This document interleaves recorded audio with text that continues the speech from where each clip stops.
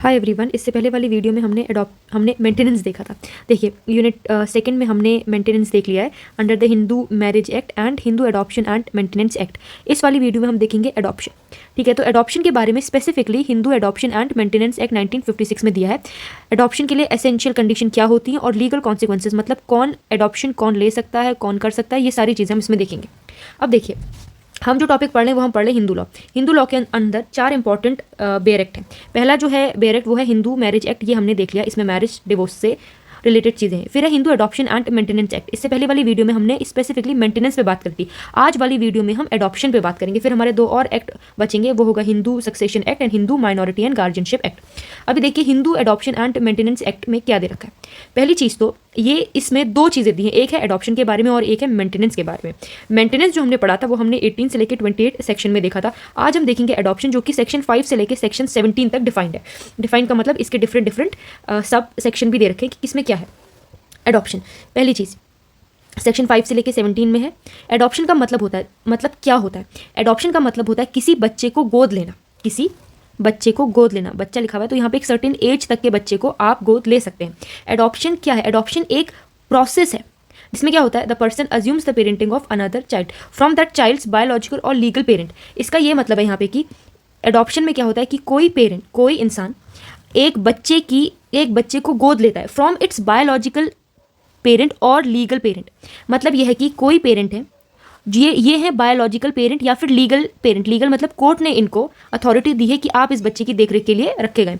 ये अगर biological parent या फिर लीगल पेरेंट इस बच्चे को एडॉप्शन की प्रोसेस से किसी को देते हैं, किसी को मतलब कि जो लोग वैलिड होंगे, जो लोग एसेंशियल कंडीशंस को, जो लोग वैलिड एडॉप्शन के लिए एक्सेप्टेड होंगे, उन्हीं को एडॉप्शन दिया जा सकता है। तो उनको ये बच्चे को ये दे सकते हैं और वो लोग कहलाएंगे एडॉप्टेड पेरेंट्स। तो क्या है, वैलिड एडॉप्शन के जो बारे में है वो सेक्शन 6 के अंदर दे रखा है of Hindu adoption and maintenance act. अब इसमें पहली चीज़ जो दी है वो है एडॉप्शन बाय मेल। एक मेल कैसे एक बच्चे का एडॉप्शन कर सकता है, ये बताया गया है सेक्शन 7 के अंदर में। इसके लिए क्या इसके एसेंशियल है? पहला एसेंशियल ये है कि जो मेल है वो साउंड माइंड का होना चाहिए। सेकंड ये है कि वो मेजर होना चाहिए, मतलब वो 18 ईयर से, उसकी एज 18 ईयर से ज़्यादा होनी चाहिए। तीसरा देखो, इसके लिए एसेंशियल यहाँ पे होगा, अगर वो मेल की शादी हो चुकी है तो उन्हें अपनी लिविंग वाइफ का कंसेंट लेना पड़ेगा। तो consent of living wife, in case of husband living wife का कंसेंट लेना बहुत इंपॉर्टेंट है। तो ये है आपका एसेंशियल फॉर मेल। इसके अलावा कुछ और एसेंशियल है। Consent of wife not needed. किन किन केसेस में वाइफ की कंसेंट की आवश्यकता नहीं होती। पहली चीज़ तो जब वाइफ ने वर्ल्ड को रिनाउंस कर दिया है, जब वाइफ सन्यासी नहीं बन गई है तब नहीं चाहिए होगा। जब वाइफ कन्वर्ट हो चुकी है, वो हिंदू से किसी और धर्म में कन्वर्ट हो गई, तब भी वाइफ की कंसेंट नहीं चाहिए।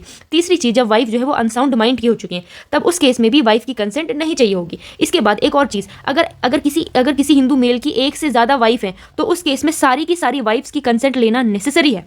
तो ये है essentials for any male to adopt a child. Section 7 के अंदर दी है क्या 3 चीजें होनी चाहिए। और अगर वाइफ के केस में वाइफ की कंसेंट तो चाहिए ही, लेकिन किन केस में वाइफ की कंसेंट नहीं ले सकते वो भी आपका सेक्शन 7 में डिफाइंड है।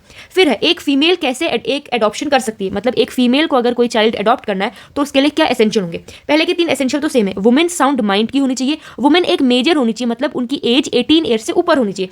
तीसरी, हु इज नॉट मैरिड, अगर वो मैरिड नहीं भी हैं तो भी वो एडॉप्शन बच्चे का कर सकती हैं। लेकिन अगर वो मैरिड वुमेन है तो उस केस में उनको हस्बैंड की कंसेंट लेनी होगी। इसके भी डिफरेंट चीज़ें, देखो हस्बैंड की कंसेंट तो लेनी होगी, लेकिन कुछ केसेस में हस्बैंड की कंसेंट वो नहीं ले सकती हैं। उसके लिए क्या है, या तो वो एक डिवोर्स वाइफ हो, मतलब डिवोर्स्ड वुमेन हो, उनकी शादी हुई थी किसी मेल से, अब उनका डिवोर्स हो चुका है, उस केस में तो जो उनके एक्स हस्बैंड थे उससे उनको परमिशन नहीं लेनी है। या फिर उनके हस्बैंड की डेथ हो चुकी है तो तब भी वो कंसेंट नहीं लेंगी। तीसरी चीज़, जब उनके हस्बैंड ने इस वर्ल्ड को रिनाउंस कर दिया, मतलब कि वो एक सन्यासी बन गए, तब भी नहीं ले सकते।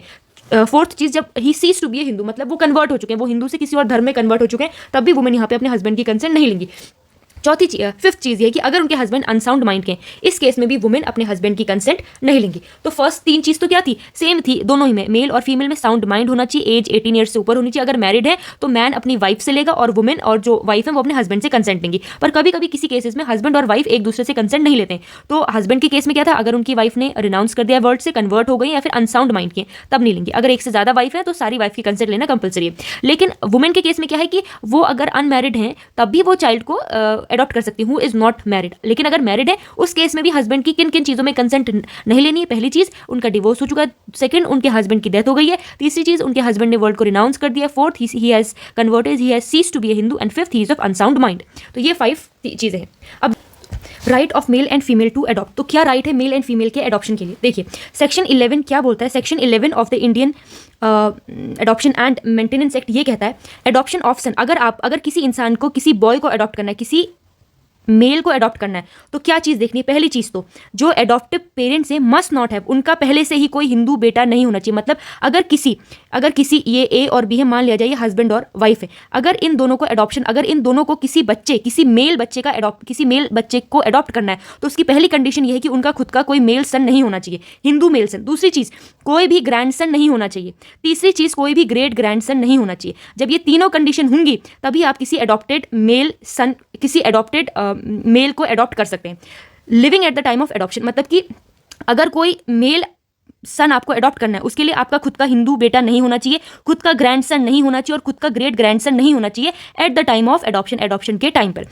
दोनों ही ढंग से, बाय लेजिटिमेट और एडॉप्शन, या तो आपका खुद का बच्चा हो या फिर आपने पहले अडॉप्ट किया हो, अब आप चाह रहे हो कि दोबारा से एक मेल सन को अडॉप्ट करते हैं, ऐसा नहीं होगा। आप एक ही बार अडॉप्ट कर सकते हैं और आपका खुद का पहले कोई सन नहीं होना चाहिए, कोई ग्रैंड सन नहीं होना चाहिए, तीसरा कोई ग्रेट ग्रैंड सन नहीं होना चाहिए। ठीक है, अब है देखिए, अब मैं इसको और अच्छे से आपको बताती हूँ। अगर आपको कोई सन अडॉप्ट करना है, कोई बेटा अडॉप्ट करना है, तो पहली चीज़, ए एक इंसान है, उसका खुद का बेटा नहीं होना चाहिए, तभी वो अडॉप्शन कर सकता है।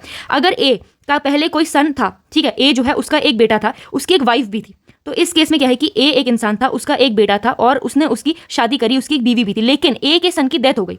अब यहाँ जो ए का जो सन था उसकी तो डेथ हो गई है, लेकिन ए जो ये इसका सन था और इसकी जो वाइफ थी, इनको एक डॉटर हुई है। तो इस केस में यहाँ पे इनके पास ग्रैंड सन नहीं है, ग्रैंड डॉटर है, तो यहाँ पे भी एडॉप्शन हो सकता है। क्यों? क्योंकि आपका खुद का सन नहीं है और खुद का ग्रैंड सन नहीं है, तब भी आप एडॉप्शन कर सकते हो। तीसरा केस देखिए, यहाँ पे एक इंसान है, उसका खुद का बेटा था लेकिन उसकी तो हो गई डेथ, फिर उसका जो बेटा था जिसकी डेथ हुई थी उसका भी एक बेटा था, उसकी भी डेथ हो गई। तो इस केस में ए के पास ना तो सन है ना ही ग्रैंड सन है, तो दोनों ही नहीं है, ना ही उसके पास ग्रेट ग्रैंडसन है। जो उसका ग्रैंडसन था उसकी भी शादी हुई थी और फिर उससे भी उसको डॉटर हुई, फिर उससे उसको डॉटर हो गई। तो यहाँ इस थर्ड वाले केस में ए के पास ना तो सन है, ना ही ग्रैंडसन है और ना ही ग्रेट ग्रैंड सन है। तो तीनों ही चीज़ें कंडीशन में आ रही, ना तो आपका खुद का बेटा है, ना ही आपका खुद का ग्रैंडसन है, ना ही आपका खुद का ग्रेट ग्रैंडसन है। तो इस केस में भी आप एडॉप्शन कर सकते हैं। तो ये किसके लिए? अगर आपको किसी सन को अडॉप्ट करना है उसके लिए ये कंडीशन वैलिड है। दूसरी चीज़, अगर आपको कोई डॉटर को अडॉप्ट करना है, अगर आपको कोई डॉटर अडॉप्ट करनी है तो कैसे करोगे?